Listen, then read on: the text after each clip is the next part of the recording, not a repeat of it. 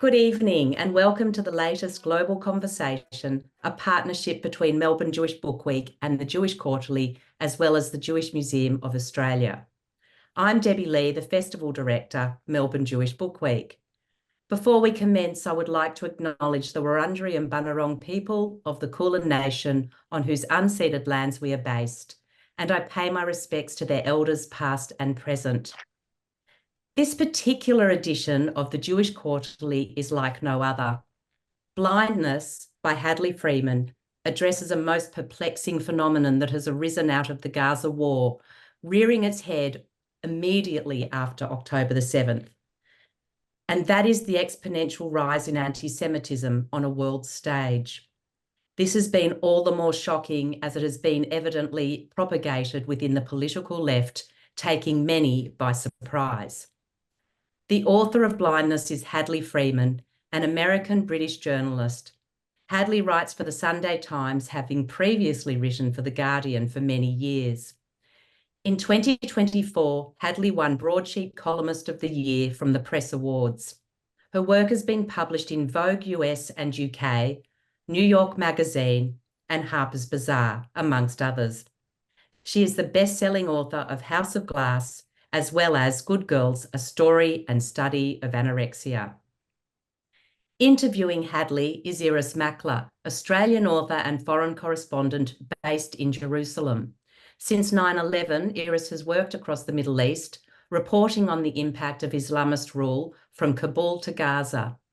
Irris was in Jerusalem on October the 7th, awoken by sirens, and has been on the story, filing for international news outlets virtually non-stop ever since. In 2009, Irris was reporting in the old city of Jerusalem when she became part of the story. She was hit by a rock and her jaw was broken in 3 places. She wrote a book, Hope Street, Jerusalem, about these experiences. I'm delighted to now hand over to Irris and Hadley to discuss the latest Jewish Quarterly issue, Blindness. Thanks, Deb, and thanks to all the viewers joining us from all around the world. I'm Irris Makler and I'm here in Jerusalem where it's 38 degrees today. And it's my pleasure to interview Hadley Freeman, who's in London, where I hope it's cooler, to talk about her hot essay, Blindness. So Hadley, first of all, thank you for writing this long, fascinating and challenging essay on the emergence of anti-Semitism following Hamas's brutal attacks in October 2023, which started off this Gaza war. I was reporting from here that day, woken by sirens, and basically have been on this story ever since. And it is the most disturbing story that I've covered in almost 2 decades here. The American journalist Tom Friedman says it's the most disturbing story he's covered, or distressing story he's covered in 50 years covering the Middle East. But what you capture is the shock or the ripples across the world, not just in the region, and the shock of many Jewish communities. Can you describe that? Well, thank you so much, Irris. And to be honest, I'd like to hear your experiences, just in your perspective from Jerusalem. But for those of us, I think in the West, certainly in London and New York, the shock, first of all, was obviously what happened on October the 7th, and the news of it filtering through to London and New York over the course of that weekend. And first of all, the horror at what had happened to the Israelis, and then followed by the horror at the lack of sympathy we saw for Israelis among so many on what I always considered my political tribe, the left, and the cheering on of what had happened to them and the idea that this was some great uprising, and the lack of sympathy for Israel and the demonization, I would say, of Israel with comparatively little criticism for Hamas on the left around the world. And let's talk about the timing of the protests, which began on October the 8th, the day after the attacks, famously in Sydney at the Sydney Opera House, with abusive chants against Jews. What impact did that have? Well, and also in New York, in Union Square, which is, and I'm originally from New York, it was incredibly upsetting. And also, I was seeing it already on social media, which is, a self-selective way of following the news. But I could see people who I know and respect cheering it on and, writing, hashtagging from the river to the sea and all the rest of it. And my parents live very near the Israel embassy in London, and on October the 9th, they could hear the protests outside the Israel embassy. So before Israel had even retaliated, there was already this enormous animosity against Israel. And of course, some of that came from people from areas of the Middle East that have always been antagonistic to Israel, but it also came a lot from the progressive left. You were in America on 9/11, and you say that it reminds you a bit of what you experienced then, but with a difference. Yes, so I was in New York when 9/11 happened, and I flew back to London, where I was then living a week later when I could get the first plane out of the city. And all I got, on my return to London was an enormous amount of sympathy, sympathy for the victims of 9/11, sympathy for what it had done to the city, sympathy for how scared Americans were. And, at that point, we have to remember, around the world, George W. Bush, who was the president then, did not exactly have a great international reputation. People certainly had their reservations in London and on the left where I kind of reside, about the men surrounding him, Cheney, Rove, all the rest of it. But none of that changed the sympathy people felt for America and the horror at what had happened. And that is very much not what has happened since October the 7th. You talk about October the 7th, immediately you get countered, but with arguments from the left about Netanyahu, the West Bank, 1967, 1948. There's justifications essentially for what has happened, rather than just straight out horror at this terrorist act. Let me put a counter argument to you before we get into the main thrust of your essay. The images out of this Gaza, of Palestinian pain and suffering that we see on our TV screens, are almost unbearable. Yeah. And part of it is that civilians have nowhere to run to. When the US was trying to defeat ISIS in Mosul or in Fallujah, there was always a back route for the civilians to get out of those places. There's no back route here. The only place they can run to is another unsafe place in Gaza. Surely that has an impact on what you're describing. Yes, absolutely. And I think you'd have to be a sociopath not to have sympathy for the Palestinians and to feel horror at the images and horror at just imagining, let alone knowing what they're actually going through. And I would say to that, I don't think that one side has to be all good and one side has to be all bad. It's very fair. That is the case in international relations. And on top of that, it's not only Israel's responsibility to provide a place for the Palestinians to run to. And I don't mean that in some callous way. I just find it interesting that Israel is being blamed solely for what is happening, rather than Hamas for not protecting the people who voted them in. And given that Hamas provoked this attack, surely knowing what Israel's response would be, it's astonishing, or not really, that they took no steps to protect their own people beforehand. And they, Gaza is a place that is surrounded by lots of other Middle Eastern countries who have made it very clear that they do not want to have Palestinian refugees in their country.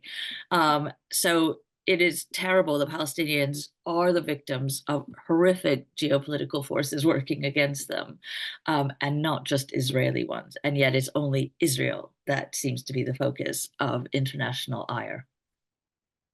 I want to get on to the main thrust of your article, which is about the progressive left. And there's one story that maybe summarizes some of this. I was working in quite a focused way in November 2023. So I didn't see what the Hollywood actress Susan Sarandon had said and what followed. Can you? I think it's quite emblematic. So when I read it, I thought, aha. Can you tell us what she said and what happened then? So she was at a pro-Palestine / anti-Israel rally in New York, and she was talking about how someone had talked about, or she had brought it up about American Jews feeling, that there are so many anti-Semitic attacks now in America. And she said, well, now Jews know how Muslims feel. Jews in America know how Muslims feel.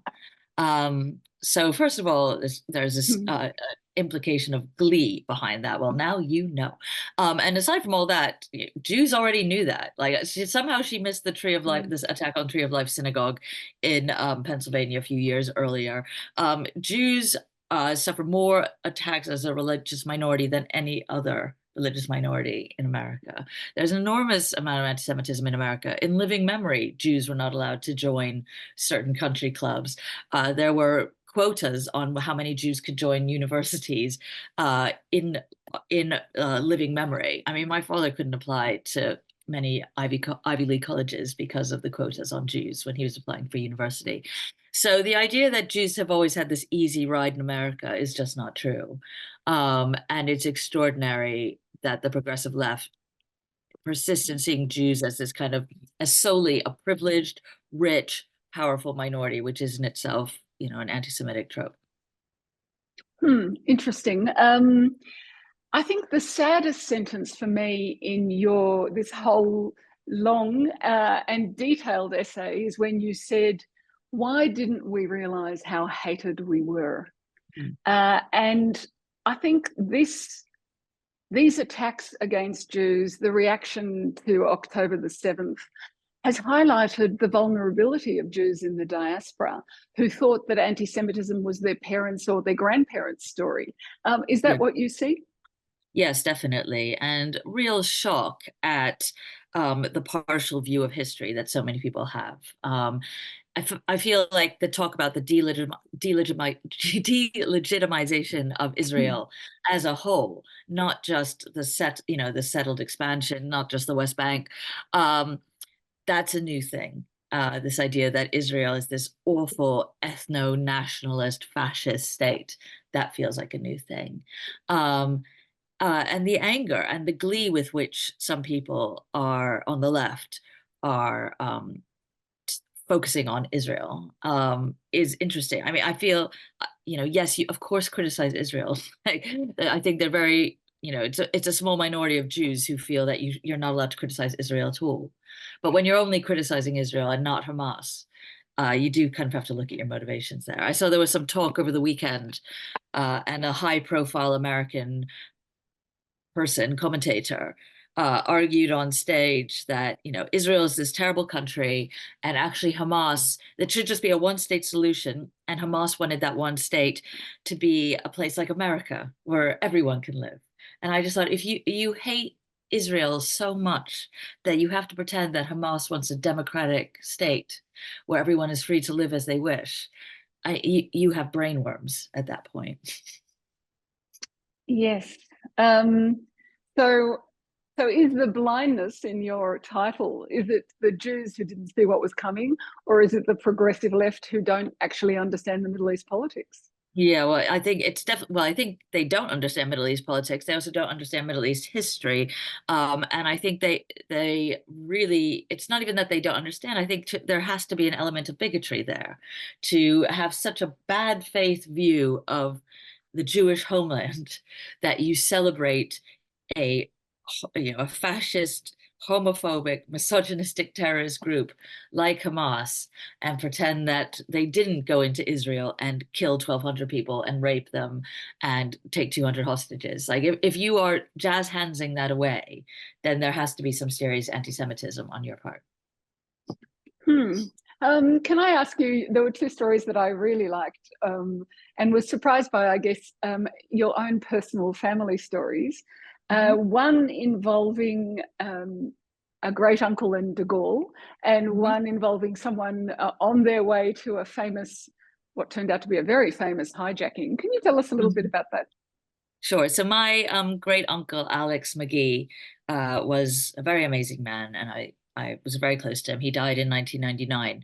And before before France fell to the Nazis, he joined the Foreign Legion because he was originally from Poland. And he fought in Norway against the Nazis very bravely and got a medal.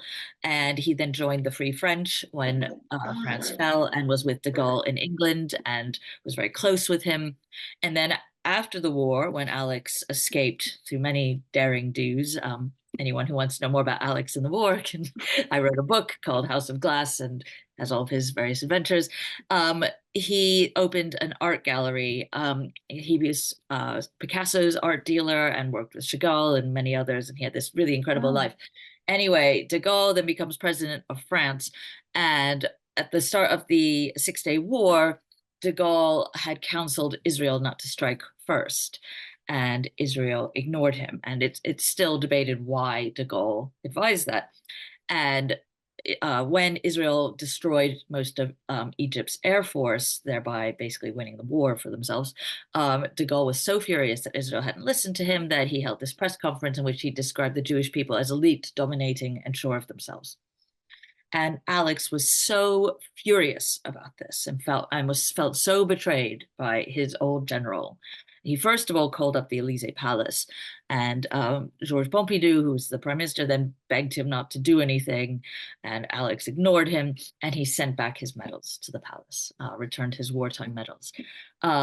So this, that was kind of the start. The Six-Day War, I think most people agree, is when international perspective on Israel changed. No longer was Israel this triumphant, kind of oasis in the desert of Jews who'd survived the war and had built their own state. Suddenly it was seen as this aggressive, kind of warmongering place. And, Jews standing up for themselves isn't as sympathetic necessarily as victim Jews who survived the Holocaust in whatever ways they had.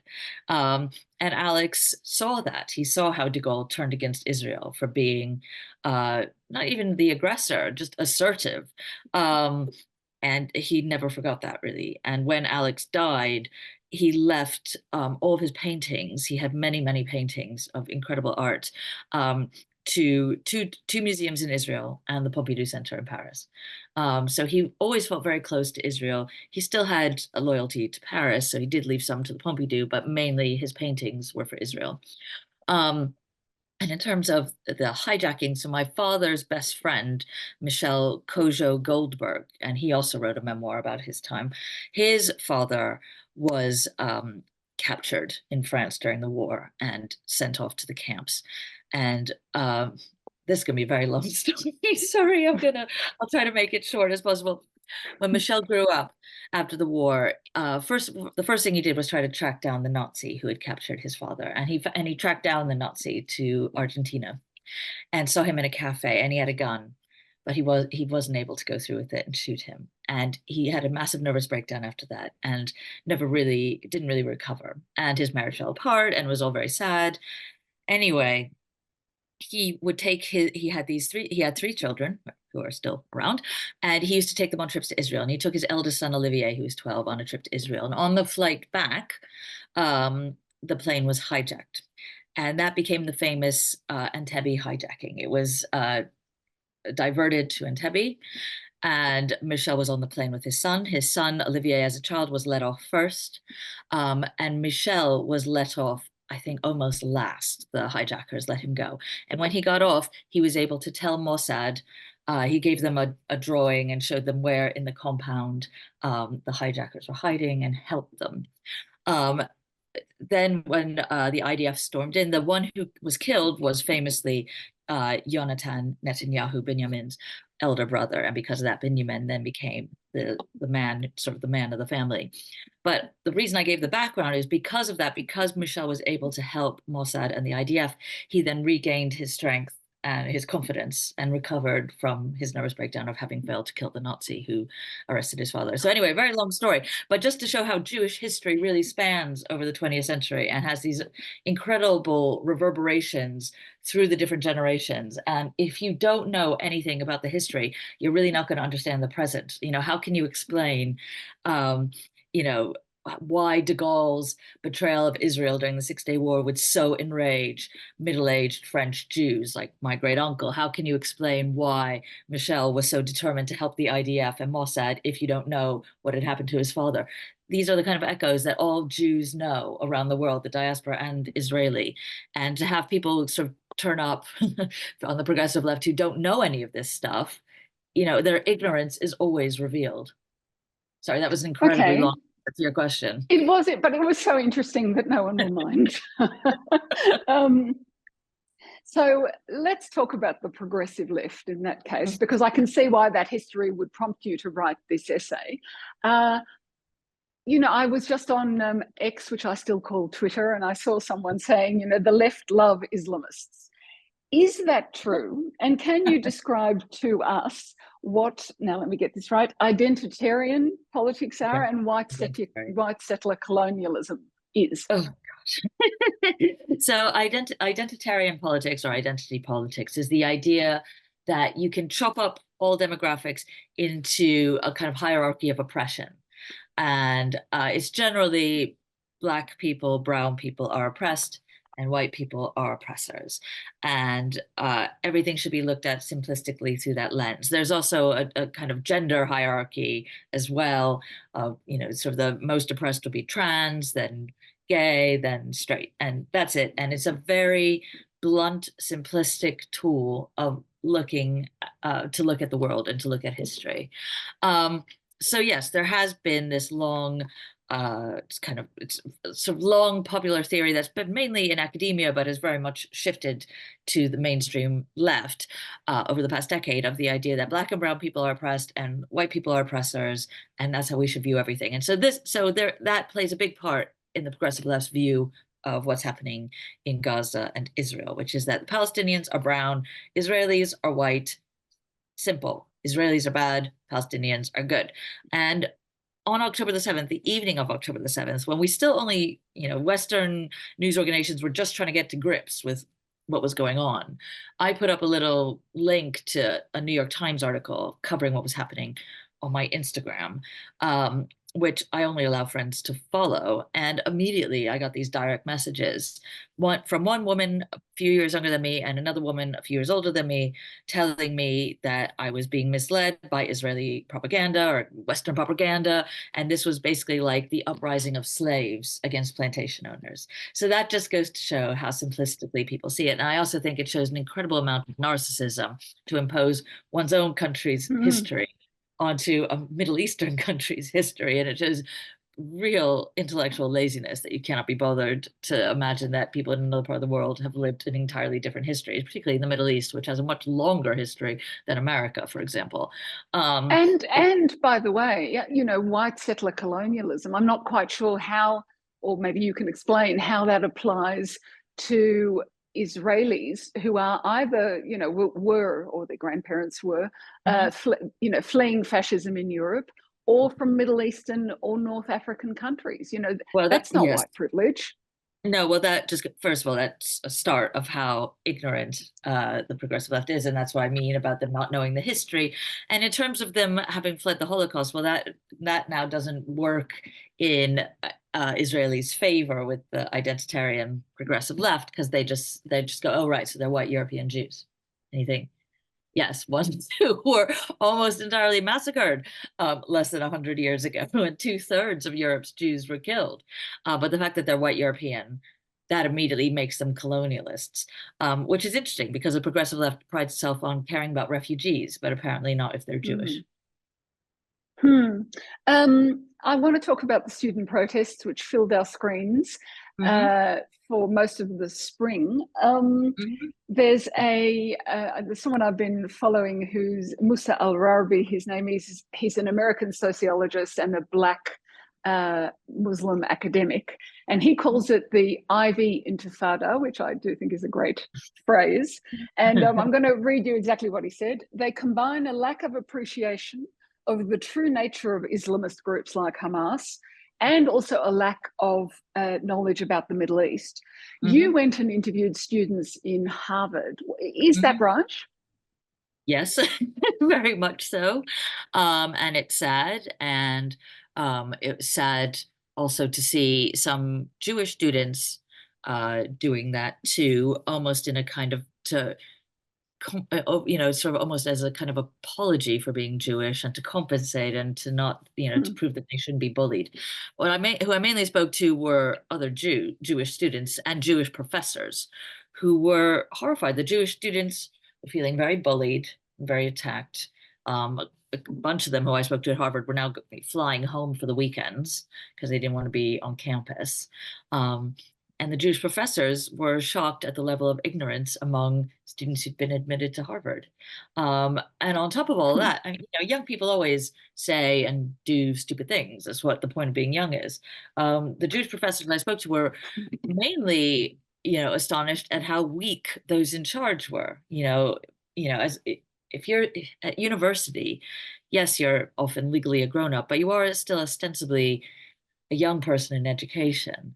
And the middle-aged administration and the people who are the head of the university are there to provide a bulwark, a kind of adult pushback against ideas. And certainly at university, your ideas are supposed to be debated. You're supposed to get pushback. Your thinking should be challenged, both rightly and wrongly. You should be forced to think through your ideas and think, why do I think that? And that doesn't happen so much in academia. There is a great fear, it seems to me, among a lot of adults, by which I mean middle-aged people on the left, of being seen by young people as on the wrong side of history, of being seen as a kind of bigoted old fart. And that's in academia, that's in book publishing, that's in newspapers, in liberal industries, generally liberal industries. Middle-aged and older people, I feel, have ceded the intellectual ground to a very vocal, not necessarily majority, progressive minority or increasing majority, out of a kind of fearfulness of displeasing them in some way or being criticized on Twitter. And I find that extraordinary. Universities and newspapers and book publishers used to stand up against presidents and tyrants, and now they don't. And one thing I have found very funny about during this whole period is this period, and also predating it, is I would get emails. I work at a newspaper. I've always worked at newspapers. I would get emails from journalists who, are the Russia correspondents or China correspondents, who've, taken great risks writing about awful political corruption in their countries, saying, I agree with what you've said, in your column or on social media, but I can't say anything myself. And I think you're able to write against Putin, but you're not able to tweet something that the young people in the office might disagree with. That's quite weird. I don't understand that. Yes, and because you say in this essay that to the progressive left, there's a right way, there's a progressive way to see the world and the wrong way to see the world. Oh, so yeah. Partly that's what you've been describing. We want good guys and bad guys. We want it simple. But also you said something I hadn't ever thought about, that there's also a guilt component in there. Oh, massively. And also that you are righting your own wrongs by subscribing to this new ideology. I mean, the other thing that's quite weird about the progressive movement right now is that it's basically a set menu. If you believe in trans rights, then you believe that Israel is evil, and you believe climate change needs to be fixed, and you believe this and the other. And you think, well, I can believe some of those things. I don't need to believe all of those things. But if you don't believe all of those things, then you're bad. It's like you have to fully be in on everything. And I find that a very intellectually bankrupt way of thinking. It's just like, I don't want to outsource my thinking to an ideology. Like I would like to look at each issue and decide for myself. And are these activists, or the people who subscribe to these views, are they only from the hierarchy of suffering? Are they only Black or Muslim themselves? Oh God, no. No, that's the funny bit, is that they're mainly, well, not mainly, but they're very largely quite privileged white people, particularly white kids. I mean, that's why the student protests have been so big, because Ivy Leagues are incredibly expensive. And it's still largely white kids at those kind of colleges, who come from unimaginably privileged backgrounds. And a way of atoning for your privilege is to be, shouting that Israel is evil and Palestinians are all pure and perfect. God, it's like a Chinese re-education camp from the 19, well, it is. From the previous century. It is. It's quite, it's both quite religious in the sense of like atoning for things and having to believe crazy, nonsensical things that other people tell you to believe. And it's like a kind of Russian re-education gulag thing from the old Soviet Union. It's like, everything you think is wrong, we will tell you the right way to think. Yeah, it's the we will tell you the right way to think. Yeah. Last week, while I was reading your essay, I read a story at the same time about a woman called Sun Mizrahi, who you may or may not know. She's an Israeli model based in Paris, and she's the on the front cover of this summer, this edition of Greek Vogue. And as you can imagine, this there was a lot of protest because the war in Gaza is still ongoing, and it's inappropriate to have an Israeli model. And also, some people wrote in to say that they objected because she's very dark-skinned, dark eyes, dark hair, and that's not what Israelis look like. And I just thought that was extraordinary because it's exactly what Israelis look like. And I guess maybe if I hadn't been reading your essay, I wouldn't have understood that connection, that she's meant to be white. Yeah, of course. She breaks their mental thinking. It's really extraordinary. You know, nobody would protest. I find it impossible to imagine people would protest a Russian model being on the cover of Vogue during the Ukraine invasion. Like, would they? I don't think people would think that deeply about it. They might, but there's so many Russian models. I don't think people, I just don't feel that it's held in that same account. In the same way, I haven't seen anyone protesting outside Russian Orthodox churches in London or New York, but there are protests outside synagogues. Like that does happen. Synagogues are way more associated with Israel than Russian Orthodox churches are with Russia, it seems to me.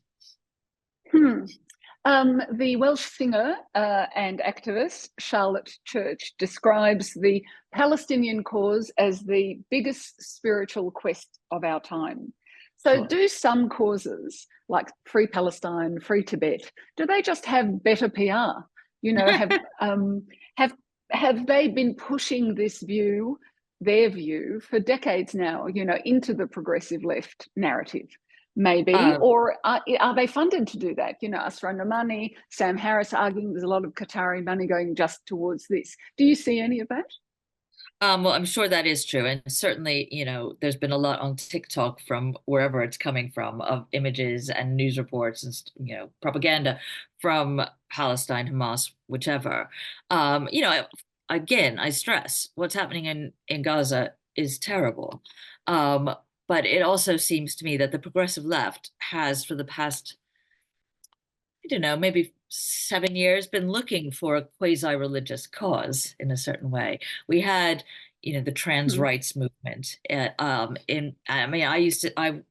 probably still do, but I used to see a lot American celebrities on Instagram writing hashtag trans people are magic, trans kids are magic, which is a quite extraordinary approach to look at it. And then from there, it went Black Lives Matter, and George Floyd became this sort of Christ-like figure, his image everywhere, then went back to trans for a bit, and now it's moved on to Palestine.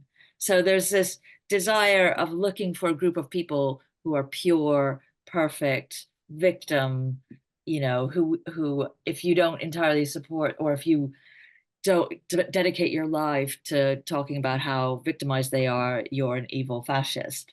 That, it seems to me, is part of it. You're right about the Tibet protests and all that, but for me, the Palestine thing seems more part of a chain with those things of Black Lives Matter's chain of trans and Palestine.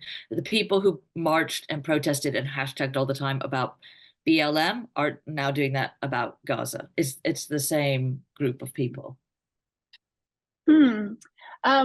So from the perspective here, there's a woman called Ksenia Svetlova, so Russian-born, Israeli Middle East expert, Arabist, activist for change, outreach between Israelis and Palestinians. And she wrote a very interesting essay this week about the empathy deficit. She said people here on both sides have suffered so much, they have no bandwidth for the pain of the other side. They've reduced each other to their lowest level, and they just can't let anything else in. Do you see that? And do you see it applies in the West too on some level? Well, I'm sure that is true in Israel and Palestine. And frankly, who can blame the people there? Personally, you know, my cousins who live in Tel Aviv, when I email with them, they all say how sorry they feel for the Palestinians, as well as the victims of October the 7th and their families, but they always say how sorry they feel for the Palestinians and, how cruel Netanyahu has been to them. Like, I don't see that among my family, an empathy deficit, but I mean, of course, I could totally understand it among Israelis and Palestinians. Both sides have been living with the fear of terrorism, for decades. In the West, yes, and the West has no excuse for that. We are not living under rocket fire from either side. We are not living under an iron dome. I feel in the West, it's just a very simplistic mindset where one side has to be all good and one side has to be all bad. And I just feel that belongs in Marvel movies. It doesn't belong in the real world. I'm going to ask you two related questions, or maybe they're the inverse of each other. I have been reading one analyst who says that actually what Jews in North America, Canada, the US, in Europe, the UK, Australia, New Zealand, what they're paying for now is actually 80 years of pretty good life after World War II, an acceptance and the ability to succeed. And that's why they can be seen as white, privileged and powerful, because that's what they seem in their own communities. Yeah, but why do we have to pay for that? Like, I don't see anybody else having to pay for that. We're supposed to, it's like, well, because you've been allowed to live normally and, succeed on your own merits, now you're going to be seen as evil capitalist pigs. Why? I don't see that any, other people, it's not like anyone's saying that about white Protestants, white Catholics, yes, great. Jews in America have worked, and England and the West have worked hard, and some of them have been incredibly successful. We've also given a lot to those countries. You look at America, for example, where would the American entertainment industry be without the Jews of the mid-century? American Jews defined comedy in America now. We defined a lot of music. We wrote all the Christmas carols. We wrote most of the MGM musicals. And now we're supposed to just suck it up when people want to beat up on us for no reason, when it's unfair? No, that's ridiculous. I find what the interesting thing about the idea that one side has to be all good and one side has to be all bad is the one instance where that doesn't apply is World War II. On the one hand, people say, yes, the Nazis were bad, but the Jews who were victims of the Holocaust didn't do anything. Like we literally didn't do anything. It's not that the Jews of the Holocaust were, making terrorist attacks on Germany or Austria before the war. Nothing. And yet that, on some level, the Jews, for the progressive left, the Holocaust, there isn't the innocent victim there. They don't want to think about it. And they don't want to think about the Jews who survived the Holocaust, incredibly traumatized, then having to make a homeland in Israel. So the oppressor-oppressed nexus doesn't work there. Somehow the Jews in some way brought it on themselves by being too rich and too powerful, I guess, even though weren't arrested.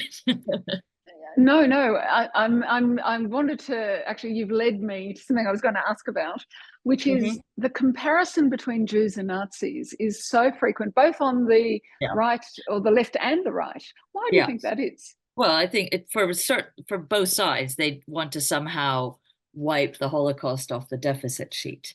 Nobody was comparing Assad to the Nazis. Nobody was comparing, Saddam Hussein to the Nazis. It's always Israel. It's always Israel. And there's a desire, I think, particularly on the left, to be able to just say, well, see, you guys do this too, therefore we don't have to think about the Holocaust anymore. It's only ever used about the Jews and Israel. That's interesting. Okay. And perhaps, I mean, one of the things that you said in your article is that if you're only looking at demographic numbers, it's not even a fair description of what's happening in the Palestinian communities, because the number of Palestinians is actually growing. Yes, of course. And the number of Jews in Europe is still lower than it was before World War II. So, the eagerness with which some people, including South Africa, are using the term genocide is is very telling, I find. There was a Jewish genocide. It was the Holocaust. There have been other genocides since. I'm not claiming, that there haven't. But what's happening in Gaza is a horrendous tragedy. Yes, I do have many criticisms of what's happening, but is it a genocide? No, it's a mass terrible tragedy, horrible in a horrible, horrible war. That's different. The only one who says that they want to wipe out the people is Hamas. They're the ones who say in their charter they want to, kill all the Jews.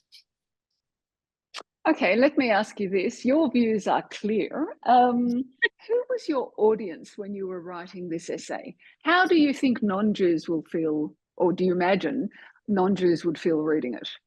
Well, I think, to be honest, that a lot of non-Jews are quite sympathetic with this. I think a lot of non-Jews are totally bewildered by the way the progressive left is behaving. Certainly, I hear from them all the time, and not just on the right, but on what I would call the center left, and are shocked at the historical ignorance, the historical amnesia that the progressive left is indulging in, to be honest. But how would the progressive left read this? They just wouldn't. Any historical fact that's inconvenient to their narrative is just ignored. Okay, so where does that leave you on a personal level? Are you a homeless Jewish lefty? Is there any room for progressive-minded or independent thinkers on the progressive left? Well, the great relief to people like myself, I would say, is that the political parties haven't entirely abandoned Israel. Biden, yes, has voiced criticisms, but it's not like he's pro-Hamas. Same with Keir Starmer, who would probably be the next prime minister of Britain, almost certainly. He hasn't abandoned Israel. You can criticize Netanyahu, God knows I have, but still not be pro-Hamas. So I don't feel entirely politically homeless. I disagree with a lot in the progressive left movement, as I disagreed with its previous incarnation as the hard left. I feel like I've always been center left, and that's where I stay. Okay, I was reading just this morning a tweet from a Palestinian activist. Maybe you know his name, Ahmed Fouad al-Khatib. This war has made him quite famous, actually. He was born in Gaza, now lives in the US, and he and his family have been strongly anti-Hamas. So he had just met an Iranian activist, also no longer living in Iran, and she was criticizing the religious rulers of her home country. And he said, I just want to read it to you. We both feel politically homeless in many of today's leftist and social justice circles and communities, often especially from clueless Westerners and brainwashed masses who fail to appreciate the nefarious and deadly nature of both regimes. Maybe you can make cause with activists like that. Yeah, absolutely. I mean, it's hardly like I'm anti-activist or anti-Palestinian or anything like that. I'm anti-ideological propagandist, I guess. But I'm also happy to read as widely as possible and talk to people. I really try not to be in some kind of, bubble, and it's or pro or anti anything bubble at all. I look at each issue honestly and with an open mind.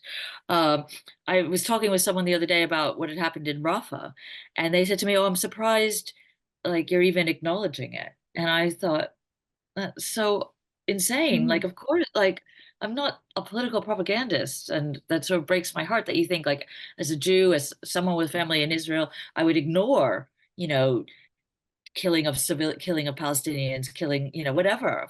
You look at each thing and, and make your own mind up. Isn't that what we're supposed to do as thinking humans? Like, you don't try to put on blinkers and just look at things that serve your own side. That's just bizarre to me. It's interesting because I'm an old school reporter, just the facts, ma'am, and I work very hard to try and find out what I can. But part of the stress of doing my job is that most people actually only want now, I feel, not all people, but many viewers want a reflection back of their own views. They don't want to hear what the facts are. That's a truth of modern day modern day reporting and modern day taking in of facts. I think this really did start with newspapers going online, because people then were only clicking on articles that they wanted they liked, that made them feel good about themselves, essentially. And, I know that, certainly from having worked in newspapers and having seen that shift, for example, clicks on foreign news just plummeted. Whereas before, when you used to get the New York Times or the Herald Tribune, you'd open up the paper and you'd have to read everything. You're confronted with everything. Now people can be so self-selecting with their news. And I think that's really harmed intellectual engagement. Okay, let's look ahead. What now? If this war, once this war ends, either diplomatically or militarily, does all this anti-Semitism that you have described, does it subside too, do you think? When the focus subsides? No. People are very bad, I find, particularly on the progressive left, but not just on the progressive left. I find on the extremes of both sides, left and right, people are very reluctant to admit they were wrong, that they backed the wrong horse, or that they were unfair. And so I don't think it will change. To me, I say in the essay that I feel this very strong anti-Israel, anti-Zionism, ultimately anti-Jewish feeling has been building in Britain for the past 10 years since the emergence of, the rise of Jeremy Corbyn and the sort of the revelation of how anti-Semitic the hard left is. So that sentiment has just been brewing, and it's exploded again with this war. Where it's going to go, how it's going to express itself in America is interesting. But I do feel, for the moment, the American political establishment is not succumbing to that feeling. And I hope, all we can do is hope that the politicians maintain that line. There are countries where I feel you do see more anti-Zionist, anti-Jewish sentiment. I would say Ireland, for example, but Ireland has had a bad history in that regards. And we could get into, their neutrality during the war, for example, World War II, I mean. So for the moment, I feel okay, but it'll be interesting to see what, how the progressive left expresses this anti-Jewish feeling next. Interesting. I was just going to ask you about British Jews. Do you fear for your children in this new UK? Not in the UK so much. They have been very disturbed by a lot of the protests, and their grandparents live, like I said, close to the Israeli embassy, and so they're often protests around their grandparents' apartment building on the weekends, and it does scare them. And I do avoid going over there with them when I know there's going to be a big protest.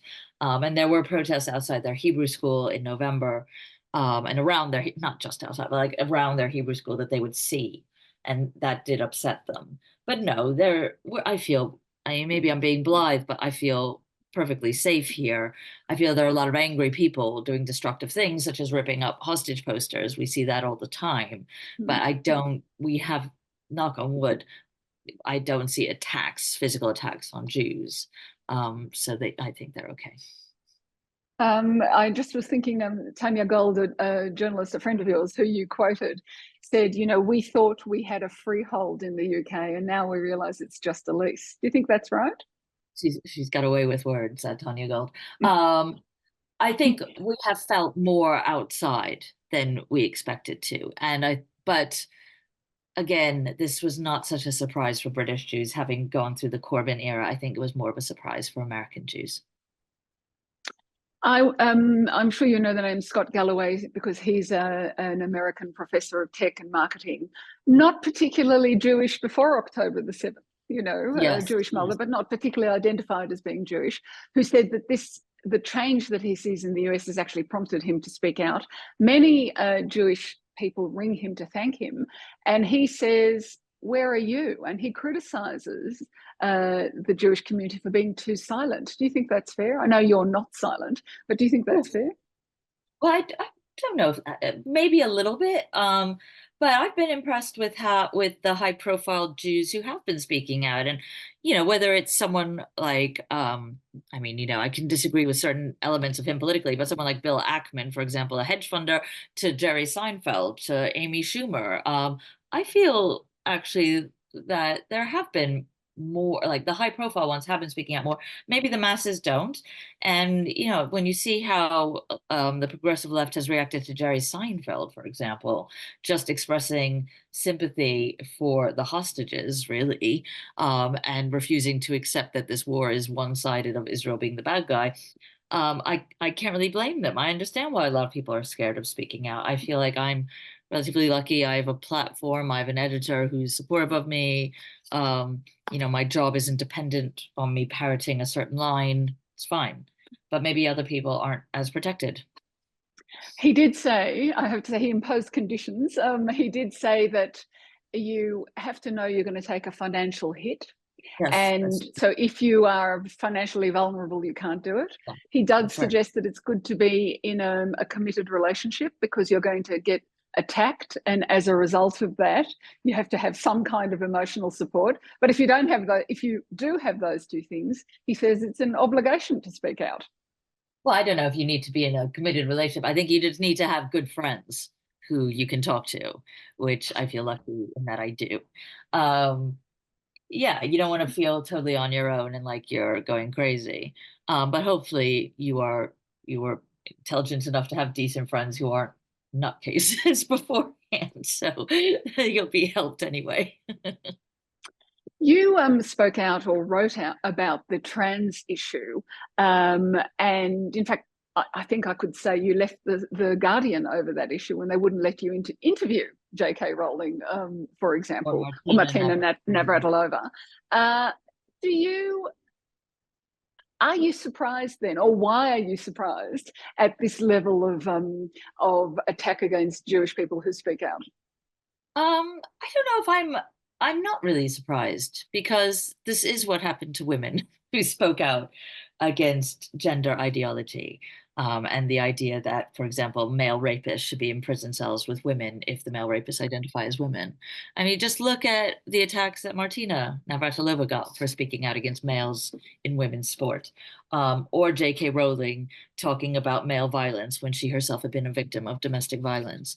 No, you know, for me, I think women and Jews are very analogous in a way, which is why it's interesting being a Jewish woman.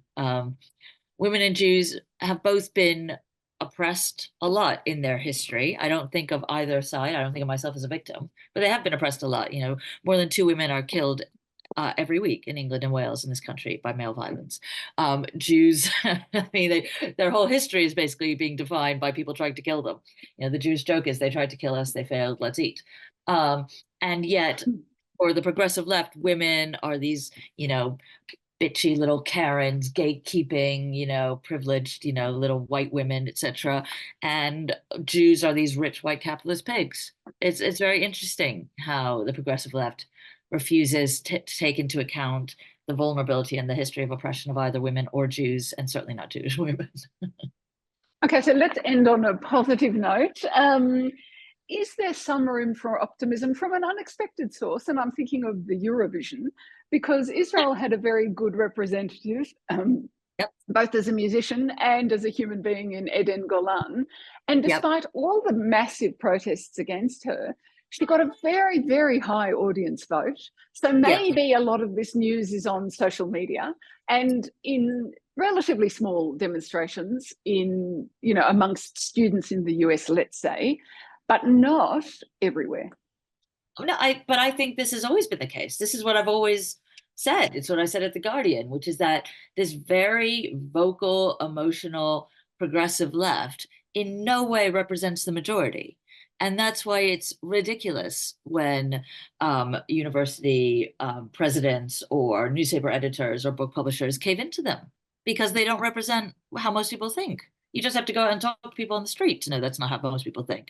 Go out and talk to them on the street now, like in London. I go out to Regent Park and say, do you think Israel's evil and Hamas is great? You know, 99.9% of people would say no. That's why I don't understand the people in charge, who should know better, caving in to this kind of emotional blackmailing hysteria. I mean, so that is the source of optimism, is this is not how the majority of people think. I just hope that the alleged grown-ups in the room eventually wake up and acknowledge that. Thank you very much, Hadley Freeman. And to anybody watching, it's definitely worth reading Blindness, her latest essay for the Jewish Quarterly. Sorry. Thank you, Irris. Thank you, Hadley. A fascinating insight into the politics of our times.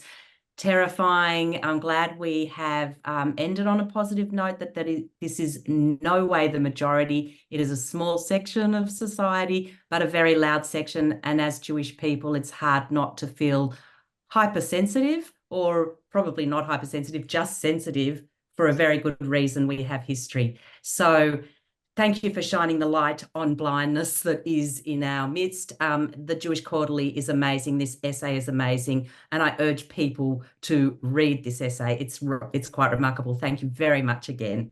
Good night.